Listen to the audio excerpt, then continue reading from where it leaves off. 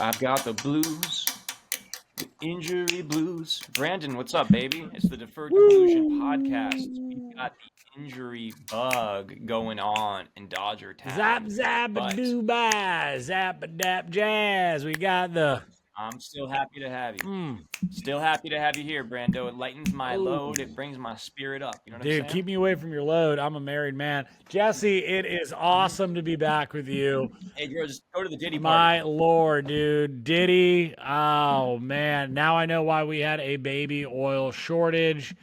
I don't know. Maybe he was just working on a new sticky substance. Maybe. I don't know. Only time will tell and due process, which is something we believe in firmly here at the Deferred Collusion podcast.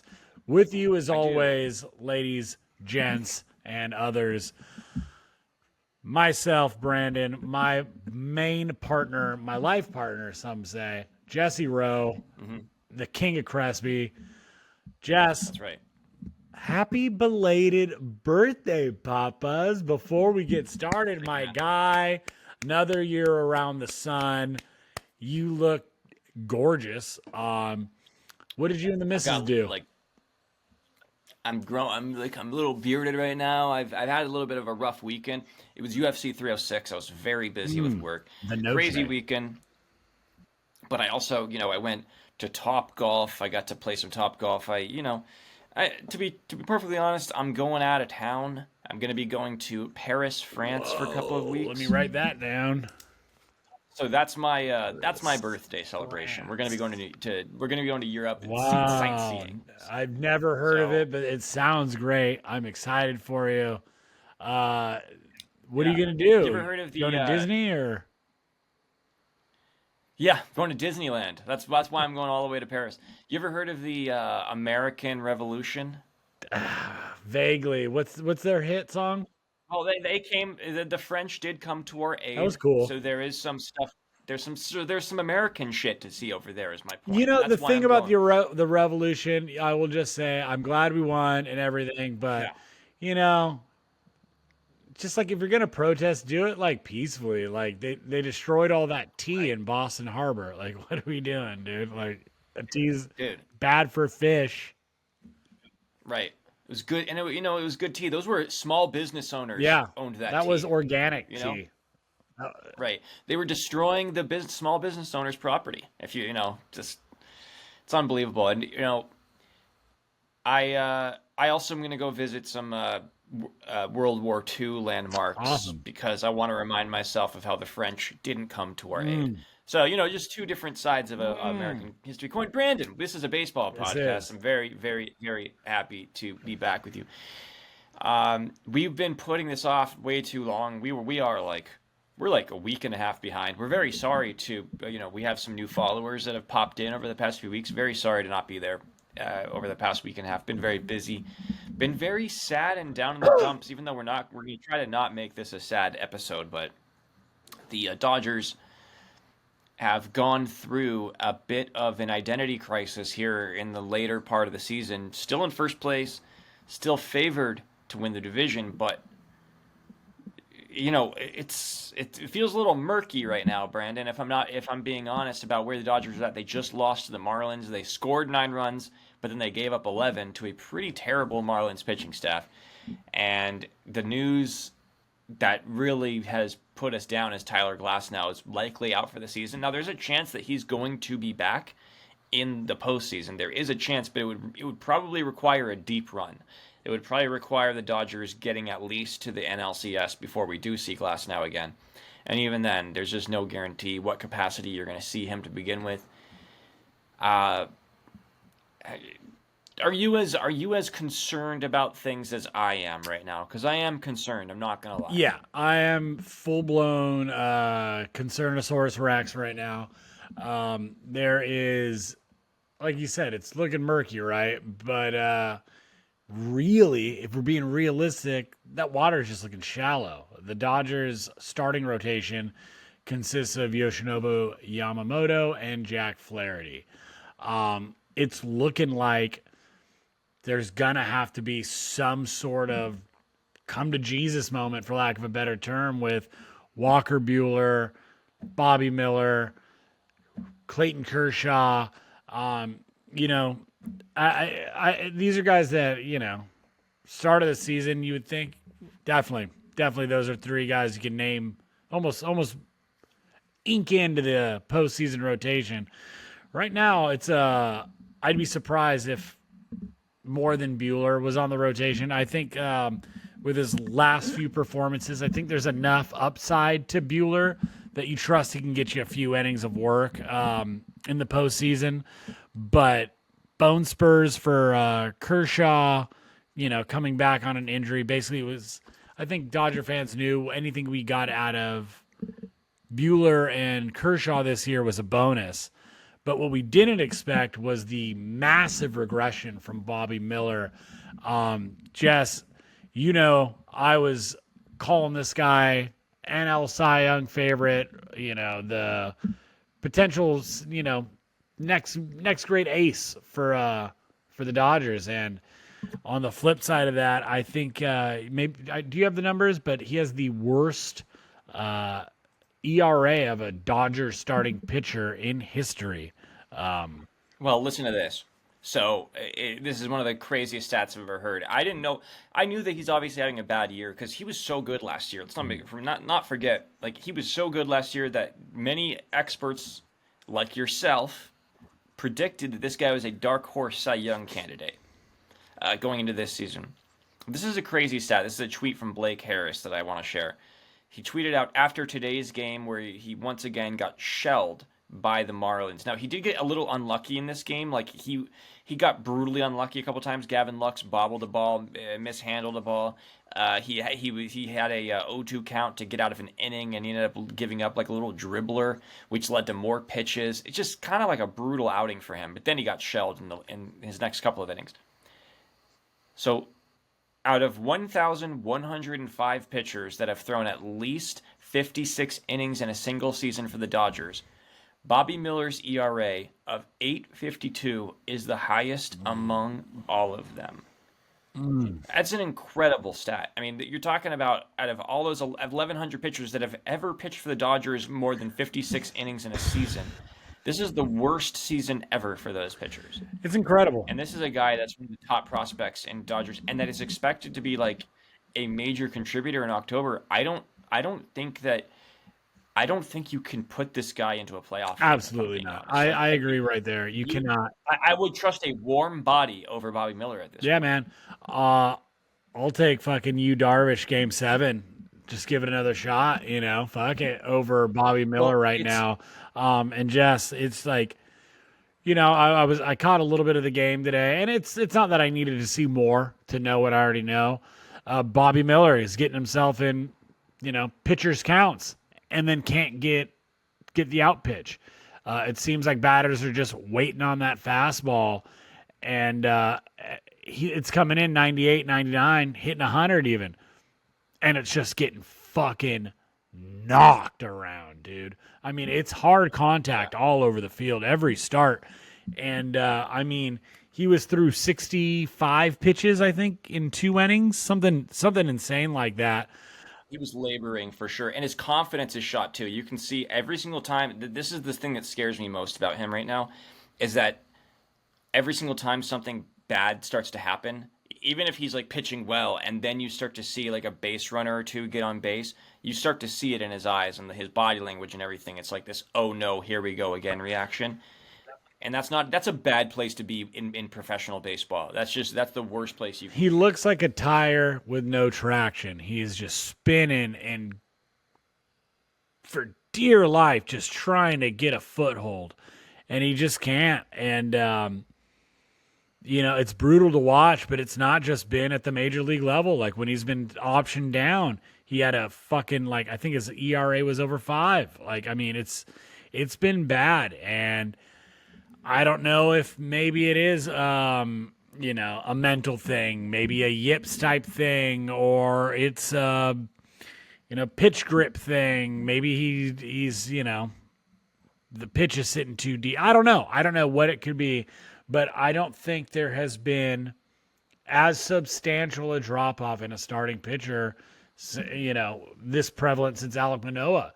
and it's not a, proud club to be in. I'm not trying to shit on these guys, but I mean, it's damn near the same thing where, I mean, if Bobby Miller is pitching like this for half a season next year, I mean, does he still have a job?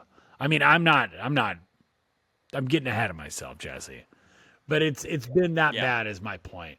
And as a whole, I mean, yeah, there's been injuries, which feel like, more so than ever all over the league. But sincerely, this Dodgers starting rotation, whatever, decimated. Decimated. Yeah, what now we're looking at Glass now out for the year most likely. And it seemed like he was going to be okay. They downplayed it. He said that he was optimistic he'd be okay. I was actually speculating at one point that this elbow injury might have been BS at one point, just because it was like a way that the Dodgers were manipulating a little bit of their IL spots that they had. They were trying to limit Glasnow's innings because he had never pitched more than like 124 innings or whatever it was. This is actually his highest. I think it's like 132 or something like that, something around there. And this is the most he's ever had in his career. And all the things that people said about Glasnow before the season about giving him that contract to a guy that's never been able to prove that he can do it. Well, it turns out everybody was right. Yeah. And, everybody was saying before the season is like the Dodgers aren't signing this contract for Glasnow to pitch 180 innings. They're signing it for him to pitch in October. And now you don't have him for October. I mean, this is a fucking disaster. And something is, I know I've said this before in this pod, but something's wrong because this is like the Gonsolin got Tommy John, Buehler got Tommy John. Now Glasnow's arm is hurt. Ryan got Tommy John. Emmett Sheehan. Kyle Hurt got Tommy John. Yoshinobu Yamamoto had a shoulder injury. This is insane how many injuries the Dodgers have. And I'm really concerned, like something's wrong with what the Dodgers are doing and the way that they're treating pitchers. Something has to change because everybody was joking, though, they have 2 starting rotations on their team, all-star starting rotations on their team. They have their like B squad and their A squad. Well, now they don't even have A squad. Yeah. Like they don't have a squad. It's just like 2 guys. So what chances do you think the Dodgers actually have if they do squeak out the division win? Let's say that they do. They squeak out a division win.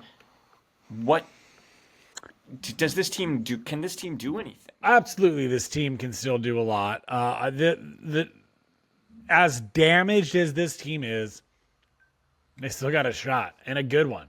That offense is deadly. The defense is great. But Jesse, what it really comes down to, I mean, we could talk about Jack Flaherty a little bit. We could talk whatever. This Dodgers team, this Dodgers postseason will go as far as the arm of Yoshinobu Yamamoto will take them. Yeah. He's going to be pitching on extended rest even in October.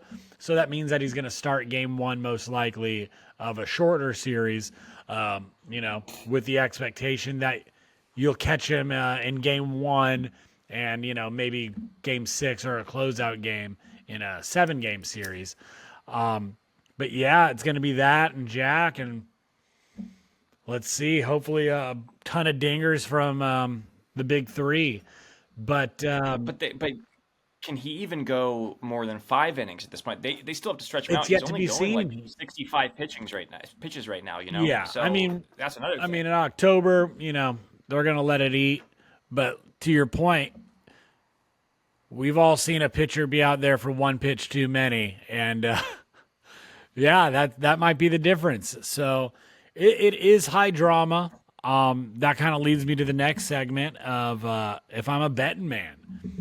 Dude, if I had some bread, I would be putting it on my potential World Series winner that I'm going to talk about. And I think the favorite out of the NL West to win the World Series right now is the San Diego Padres. I think that if they can win the division, I think they'll be doing themselves a huge favor by not only fucking over the Dodgers, who need that week off more than any other team, buying for a freaking playoff bid, but they kind of got a clear spot if they do. what, you gonna see your old pals, the fucking Diamondbacks in San Diego? I believe the Padres have the season split on them. But dude, they got new stories every day. Dylan Cease throwing gems. Luis Arraez got that incredible no strikeout streak that I believe just ended. Manny just set past the all-time home run record for Padres history, which was really low. It was like 160 home runs or something like that, which is crazy. But yeah, Yeah, and they have Darvish back, by the way, who's been pitching pretty well since coming back. He has 3 starts in September. He's got he just pitched a 6-inning shutout game yesterday. Tatis is back. It's just the opposite end of the spectrum, right? Whereas you're looking at a lot of top teams in the league, your Dodgers, your Braves, to a lesser extent maybe the Yankees, but teams that are just kind of beat up, Orioles, and then you got teams that are surging, and Padres, Guardians, Tigers, even within 3 games now, beating the Royals, and Hey, the Mariners are making a little comeback. They're back within 4 now of the Astros. I mean, we only have like 11 games left or whatever it is, so it's going to have to happen pretty soon. But it's happening. I will say this about the Dodgers. I do want to remind everybody about the Texas Rangers last year and how they won with Max Scherzer on the shelf. They didn't have Jacob deGrom. They did it with Evaldi and Jordan Montgomery, but the thing, and they did it with offense. I mean, they were in some back and forth barn burners with the Astros where there were like 3-run leads blown left and right in that series. Their bullpen was kind of a mess, and they still found a way to win a World Series. I do think a lot of that was matchup based. And then I do think, but also with their pitching, they had warm bodies that they could throw out there to eat innings, where it's like, I'm concerned about like Landon Knack potentially starting a playoff game, or trying to eat like 3 or 4 playoff innings. Yeah, Michael Grove or fucking, some ensemble cast. It's very scary. It's gotten down to like where the Dodgers' depth has really been tested in a way that I've never seen a team get tested before. So do I think the Dodgers can still win the World Series? Like, yeah, of course they can still win it. But they're gonna need, like you said, Yamamoto. He's only pitching 1 game per series, probably, most likely, which means he's gonna have to be perfect. Like, he's going to have to be awesome, because any game he loses is like, it jeopardizes the series, because you're not going to see him again to get a chance to fix it. But you're also going to need heroic Mookie Betts is going to have to step up. Shohei is going to have to be great. Freddie's going to have to be great. Muncie's going to have to be great. All those guys. And I will say the Dodgers lineup since Muncie has come back and has been awesome. And the unsung hero of the trade deadline, of this trade deadline, the best thing to happen in the Dodgers offense this year was the acquisition of Tommy Edman. He has absolutely changed the dynamic and outlook of this team and the way that they hit. You can put him at different spots. You can play him at different positions. He's the ultimate like depth piece that just makes this lineup 1 spot longer and makes it a nightmare to face. And I think they're gonna have to average 6 runs a game to win the World Series in the playoffs. If they do that, I think they can. But we're going to see some brutal games, Branden. We're going to see some really brutal games in the playoffs this year that are going to be very, very tough to watch. Yes, I do believe you're right. But you know what I mean? That's part of the fun, right? It's baseball. I do agree with you about the Padres, though. I do think that they're just better suited. They've made the acquisitions for their bullpen. They have they have their depth at pitching back with Darvish back, and now you have Musgrove kind of starting to figure it out. Cease having a really good year. You do have I would still put Yamamoto and Flaherty up against Cease and Darvish and Musgrove. But once you get past the second spot in the Dodgers rotation, then it's like, oh fuck, what are we doing here? It's basically a 50% rotation right now. Yeah, it feels like what the Padres have too is they.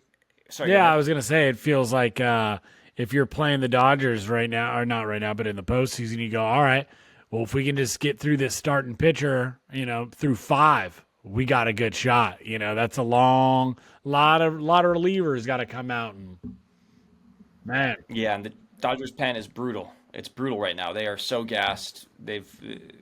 I can't tell you how many times I've seen like I feel like I see Alex Vestia in every game. Yeah, It's just crazy.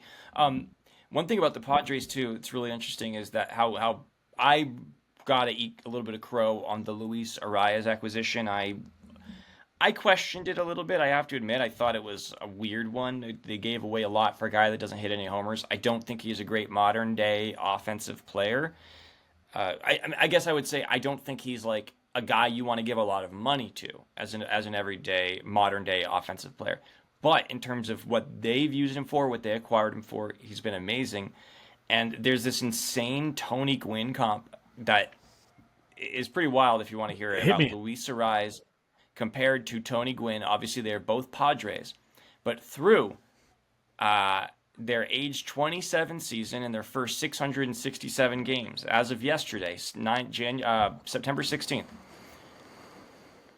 Luis Arraez, 2,822 plate appearances through 667 games. Tony Gwynn, 2,825. Arraez, 841 hits. Gwynn, 845. Arraez, 325 batting average. Gwynn, 329. On base, Arraez, 374. Gwynn, 382. Slug, Arraez, 420. Gwynn, 434. OPS, Arraez, 794. Gwynn, 816. That's where the difference happens here. Runs is very close. Gwynn had 20 more.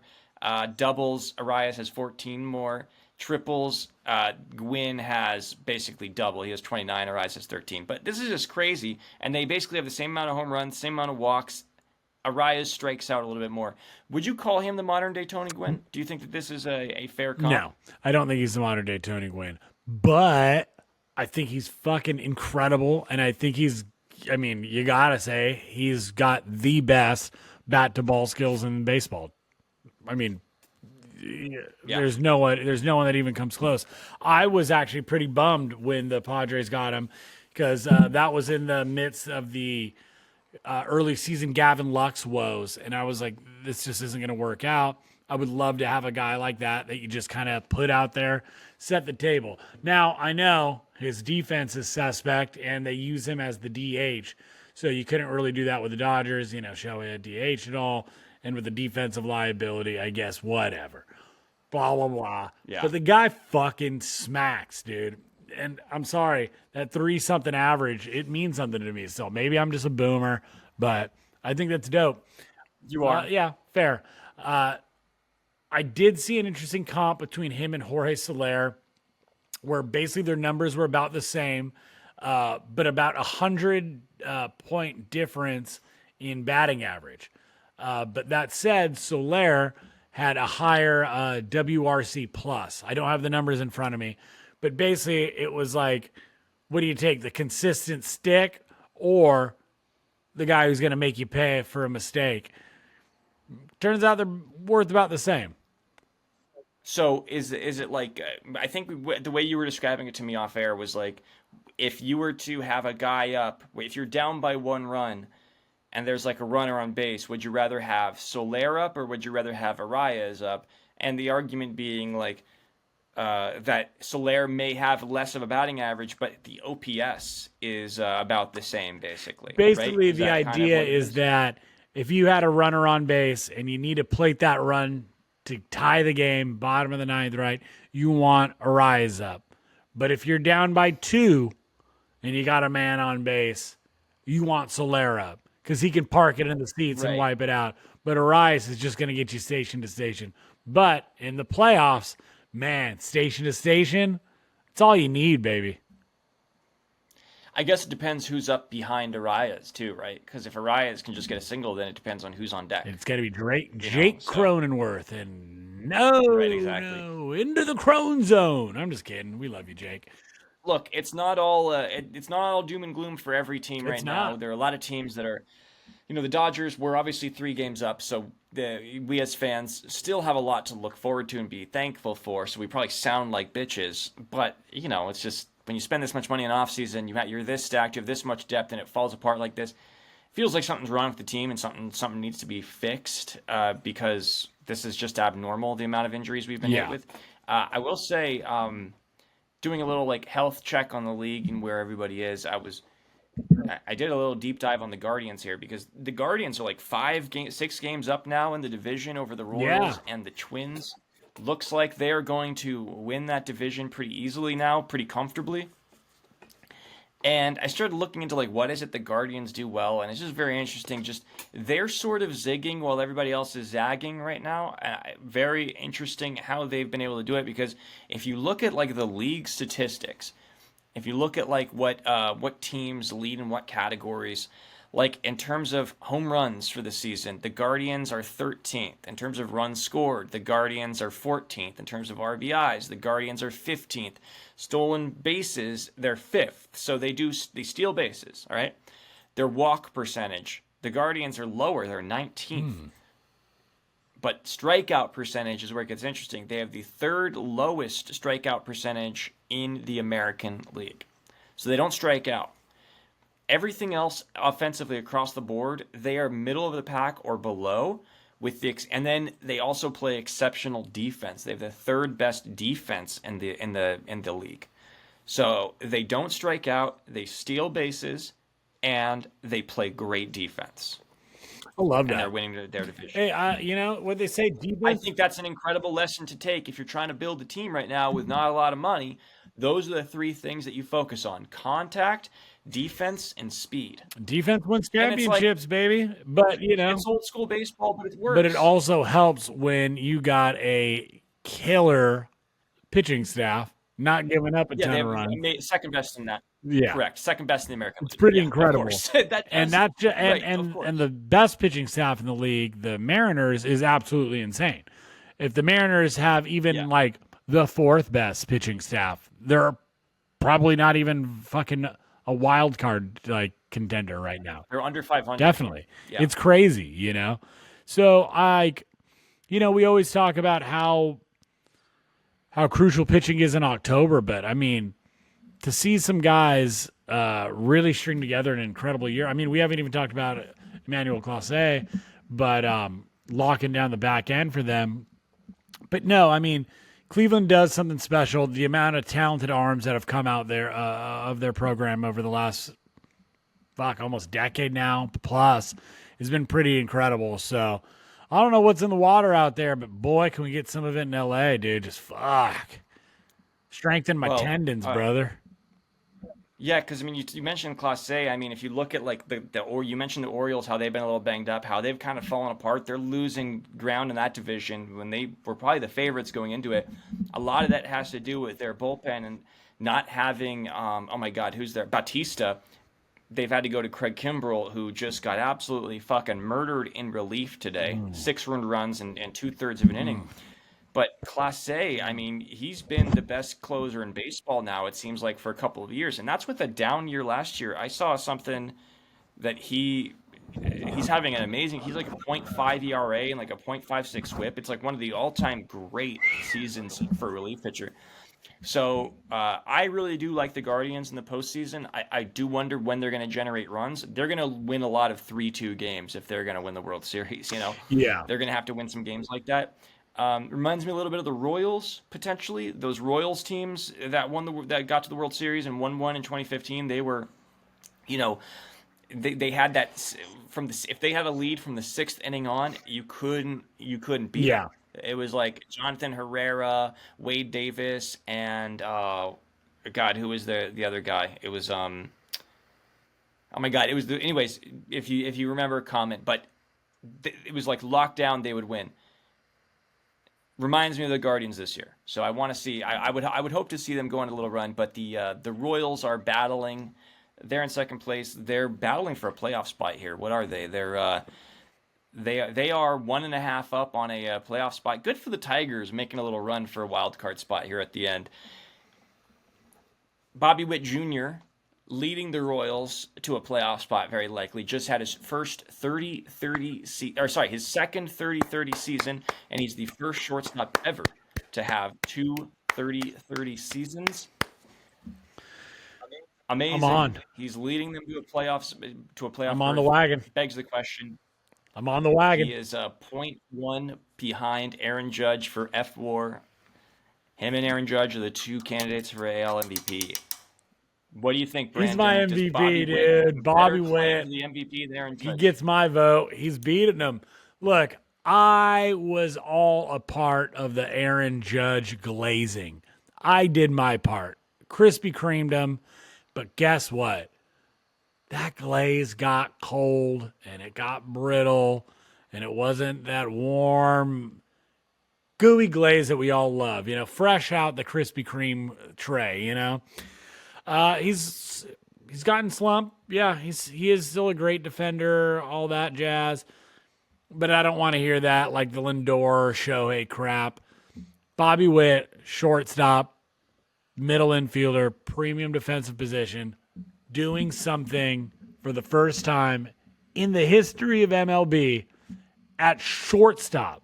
Think of some of the incredible shortstops we've had over the years, from Ozzie Smith to modern times Corey Seager, from Cal Ripken to fucking Derek Jeter. Dude. I don't need to keep going, but I'll throw Rafi Furcal in there, dude. Just talking about a fucking LA guy I always loved. Doesn't matter. I'm not going to turn down a Rafi Furcal Dude, reference. who can turn one down, dude? Running the bases like Juan Pierre. Anyways, my point being, I think that the MLB has got I'm just going to call it a fetish with history. I love it too. But Jesse, I'm telling you, you heard it here first. That fucking Bobby Witt did it, dude. He's going to edge out Aaron Judge, and it's going to get that little extra cherry on top. Dude, that's gross. Because he's going to edge him out. That's gross, bro. He's edging going to edge him, dude. Aaron Judge. He's going to edge him, and he's going to glaze him. But Bobby Witt's going to do it, and I think that little bit of history and the Royals making the playoffs is going to just get that little push to edge out Judge. And your boy, Bobby Witt, bringing the AL MVP to the city of champions, Kansas City. You're not wrong.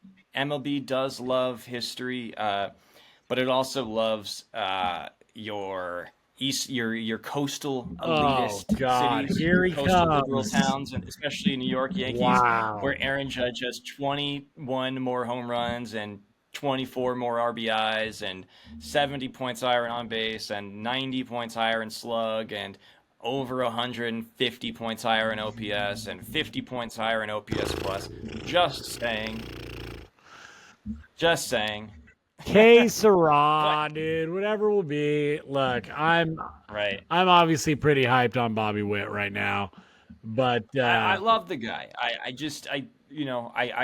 think Judge will take it, but we'll see. I actually think this is way more of a debate, and people might disagree with me on this. I think this is actually a great debate. I think it's way more of a debate than the Shohei Lindor debate. If I'm being there honest. isn't a debate for Shohei Lindor. Just to put the kibosh on that. Yeah. So look, I'm full on the wagon. Give me that MVP to Bobby Witt. When you say the numbers, look, yeah, it's a little sobering. I could have done without it. But you're right. It's good. He's good. He's still pretty good. Well, that Judge guy is pretty good. We'll see. I hope that the Royals do clinch that playoff spot because that's a really exciting team. I want to see them make noise. I want to see them in there. What if the Royals knock off the Yankees in the playoffs and it's to the tune of a Bobby Witt walk-off? Maybe it's a ding-dong. Maybe it's just a hit. Does that do anything for you?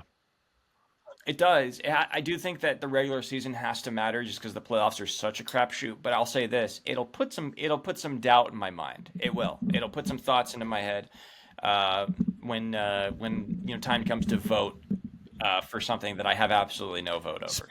So that's. But anyways, I am excited. I want to see them get in there. I want to see Cole Reagans in a playoff series. I want to see. That's your boy. I wanted to ask you, dude. Speaking of just hoping on hope, who do you think takes that last NL wildcard spot? Do you think it's going to be Braves or do you think it's going to be Mets? I'm looking at it right now. Hold on. Um, And I don't know if this does that's a anything good for you or question. not, but the Mets just installed a permanent purple seat for Grimace. Oh boy. Okay. Yeah, I think it's gonna be the Mets. Whoa! Even with that Braves pitching staff, huh? As of right now, they're all tied up. The Braves are down 2 games, and then the Diamondbacks, Mets, and Padres are tied for the top spot.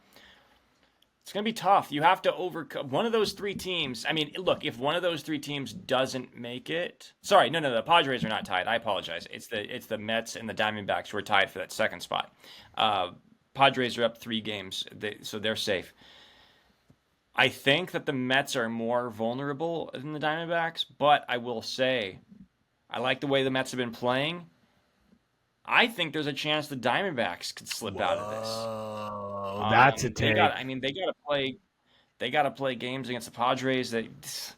I, I like the. I like the Mets vibe right now. I like that Mets fans are kind of coming around.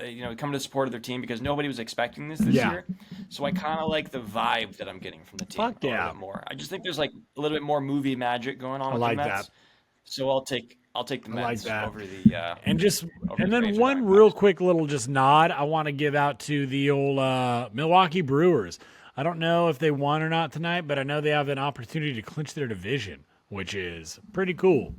Good for them, Yeah. Milwaukee. No. After trading As of right Burns now, they and have not clinched. getting rid of Council, I know that there was a lot of bah humbug, but we jumped on that Brewers train pretty quick. Our boy Reese Hopkins being a little spark plug out of there out in Yeah. Milwaukee. No, when they got rid of Corbin Burns, everybody kind of wrote them off, and then they just what did they do? They just went and dominated the division. They're up by 10 games with 10 games to go or 11 games to Yeah, go. Brewers fans, It's I think, probably have the chillest ride into the offseason.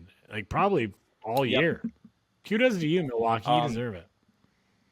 I gotta wrap up here, Brando. One shout out I want to do before we go is I want to give a little shout out to Kumar Rocker, who was one of the top pitching prospects in baseball. He was up there with Paul Skeens at one point, where he was like coming out of Vanderbilt, one of the most highly touted pitching prospects of all time. He was just absolute flamethrower, All American, collegiate player of the year, won a national championship, was a star in those championships, in that championship game, I believe, or in that run up to the championship.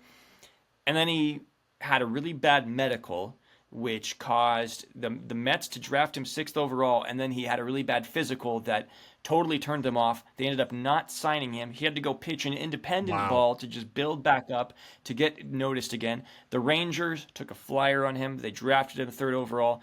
And then he had to get Tommy John. So he got injured. He's had an incredible he's had this like really tough road to get back to where he is, and he just made his major league debut finally, and he looks fucking awesome. He looks great. I am so excited for what's next for this dude's career because he looked so nasty. He looked unhittable. He looked like Paul Skeens up there. Maybe there was a little slower than Paul Skeens, but he still looked awesome, and I'm happy for the Hell guy. yeah. Shouts out Kumar Rocker taking the Rich Hill route to getting into baseball, dude. I love it. Yeah. And then just one last little oddity I just wanted to throw out. Jess, I know I mentioned it to you a little bit, but Yusei Kikuchi, pitcher for the Houston Astros, formerly the Toronto Blue Jays, was subject to a bizarre interview from a Japanese reporter. I don't have the name of the publication on me, but basically, Jess, a reporter flew out from Japan to the States to interview Yusei Kikuchi. Kikuchi, being the good guy he is, it's like, dude, you flew all the way out here. I'm not just going to have you meet me at the field. Takes him out to eat, spends a couple hours with him, doing a whole interview, all that song and dance. The article comes out, and it's all about Shohei. Kikuchi, Mm. obviously pretty confused, takes to Twitter to kind of clear the air and go, hey, man, I'm not talking about Shohei. We talked for a couple hours, spent maybe 2 minutes of the whole interview talking about him. And this fucking guy writes this whole article about him. And it's apparently a weekly article that they do about alumni of a high school that both Kikuchi and Otani graduated from. So, again, just another little oddity into the just like sphere of Shohei Otani being another Japanese baseball player and having to deal with that kind of bullshit. Jesse, have you ever like experienced this type of celebrity in baseball before where international media are lining up bogus interviews with other international players just to get a little blurb about Shohei No, Otani? but it does remind me a little bit of like the TMZ days of like when you're covering a like an actor who was in a like let's say they were in like Twilight or something, or they were in Lord, or like Game of they were in Thrones, Star whatever. Wars. Yeah. Like Daisy Ridley will always be asked about Star Wars the rest of her career, and she could be doing like fucking Shakespeare on Broadway or something Yeah. like that, and they're still gonna be asking her questions about Star Wars, and she's like never gonna do another Star Wars movie ever again. It's like that's Mark Hamill, he's tried to do everything. Harrison Ford can't escape it. And that's what it is. That's the gravity of Shohei Otani. So there you go. Wow. You heard it here, Yeah. folks. Shohei Otani Yeah. is the Death Star of baseball celebrity, of sports celebrity. That's It's right. incredible. That's right. Wow. All right, brother. I got to take off here, but that was a good one. That was fun. Let's hope we get healthy, happy, and we end the year right. And we're gonna be doing my next episode from in front of the Eiffel Tower. That So is let's, true I for all look you forward to it. fucking Yeah. friends, family, fans, and Mhm. haters. We will be doing the next episode international. We'll be doing a pre-playoff preview. So the next episode will be a playoff preview because likely most of the divisions will be decided by then. So we'll do a quick little playoff preview. And be if fun. we're lucky, maybe we'll get Jesse to do a croissant tasting live on the episode. That would be huge. Yes. Maybe I will. Let's find some French baseball players. See if they actually exist. They Whoa. only exist in myth and The legend. the first one that comes to my mind is Monsieur Rosal Martin, French Canadian, so kind of French, right? Oh, right. Yeah, that's true. It still counts. It still counts. All right, buddy. I will. I'll see you soon. All Okay. right, one last question, dude. Just because I'm talking about French Canadians, free association, GSP. Do you think French or Canadian first? It's a good question. Yeah, it is. French. I say French. Right? Yeah, French. No, it's Canadian. Oh, Yeah. okay. I'll take it. Because if you were to say Canadian champions who exist, you would say GSP. If you were to say French champions who exist, you would not say GSP. Fair enough. I'll take it. Ladies and gentlemen, Canadian. this has been Deferred Collusion. As always, your hosts, Jesse Rowe. I'm Branden Bollinger. Don't forget to like us, subscribe us, share us, interact with us, tell us what we missed and what you want to hear. Until we see you from Old Paris, bonsoir, and enjoy some baseball. Bonjour. Or sorry. Au revoir. Au revoir, mon ami. Bonsoir.